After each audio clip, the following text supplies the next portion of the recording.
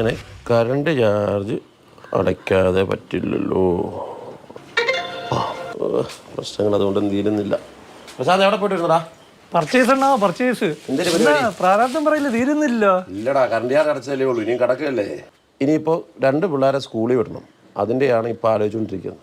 എടാ, ഈ പ്രാരാബ്ദം നീയും പറയാറില്ലേ സ്കൂൾ തുറപ്പിൻ്റെത്? എന്റെ പൊന്നാണാ, ഈ മെയ് മാസം എങ്ങനെയെങ്കിലും ഒന്ന് തള്ളി കിട്ടിയാൽ മതിയായിരുന്നു. കൊച്ചിന് സ്കൂളിൽ പോകാനെല്ലാം സെറ്റാക്കാൻ പോയതാ. ബാഗ് വാങ്ങി, പിന്നെ സ്കൂളിൽ പോകാൻ എന്തെല്ലാം ഉണ്ട് അതെല്ലാം വാങ്ങി. അത് ശരി. എടാ, നീ ഒരു കുഞ്ഞിനെ വിടുന്ന കാര്യമല്ലേ പറഞ്ഞത്?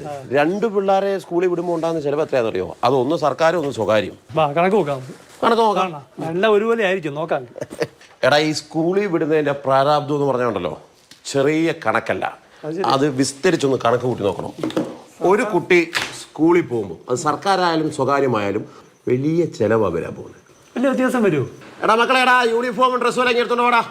യെസ്, സ്കൂളിൽ ഇപ്പോൾ റെഡി ആയിട്ടാണല്ലോ വരുന്നത്. റെഡി ആയിട്ടായിരുന്നു. ഇത് സ്വകാര്യ സ്കൂള്, ഇത് സർക്കാർ സ്കൂള്. പക്ഷെ ചിലവ് രണ്ടിടത്തും കണക്കാറാവുകയും.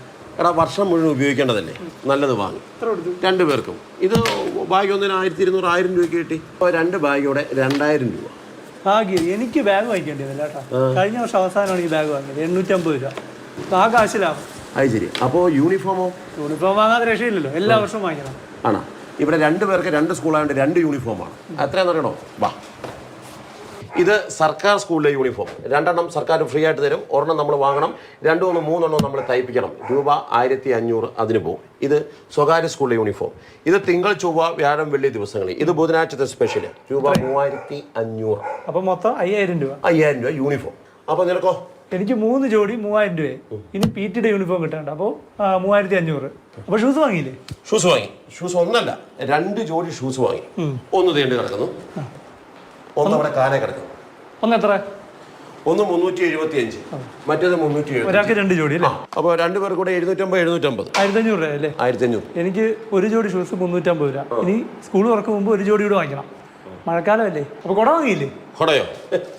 ഇതേല്ലേ, 2 കുട, രൂപ 700. അപ്പൊ നീ വാങ്ങി. പിന്നെ വാങ്ങാതെ വാങ്ങാൻ പോയപ്പോ കൊച്ചിന് ഇങ്ങനെ പടമുള്ള കുട തന്നെ വേണം, രൂപ 400. എടാ, പോരാത്തത് 2 റെയിൻകോട്ട്, രൂപ 1000.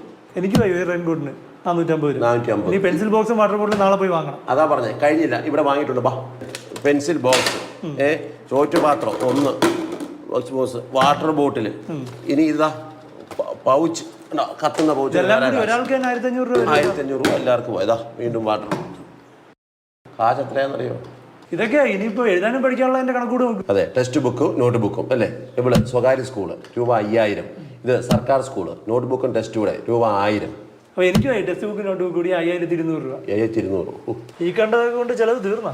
എടാ, ഈ കണ്ടതുകൊണ്ടൊന്നും ചെലവ് തീരുന്നില്ല, ഇനിയും ചെലവ് കിടക്കുകയാണ്. അതായത് സ്കൂൾ ബസ്സിന്റെ ഫീസ്, ട്യൂഷൻ ഫീസ്, ഇനി എക്സാം ഫീസ് വേറെ വരുന്നു, ടേം ഫീസ്, അങ്ങനെ ഫീസുകളെല്ലാം കൂട്ടും. അതായത് ശരിക്കും പറഞ്ഞാൽ ഒരു സർക്കാർ സ്കൂളിൽ പഠിക്കുന്ന കുട്ടിയായാലും ശരി, സ്വകാര്യ സ്കൂളിൽ പഠിക്കുന്ന കുട്ടിയായാലും ശരി, ഒരു കുഞ്ഞിനെ സ്കൂളിൽ വിടണമെന്നുണ്ടെങ്കിലുണ്ടല്ലോ എന്നാ ചെലവ്. ഫീസുകളുടെ ചെലവ് മാത്രമേ ചെറിയ വ്യത്യാസമുള്ളൂ. അതെ, ഇതെല്ലാം കൂടെ സാധാരണക്കാരുടെ ശമ്പളത്തിൽ നിൽക്കുവാണ്. എവിടുന്ന്? ഇനിയിപ്പോ ഞാൻ ആലോചിക്കുന്നേ, ഇവര് 2 പേര്, ഇവര് 2 പേരും കൂടെ സ്കൂളിൽ പോകുമായിരുന്നെങ്കിലേ ഫീസ് എത്രയാവുമെന്ന് ആലോചിക്കും. മക്കളെ സ്കൂളിൽ പോകാത്ത നന്നായി കേട്ടാ.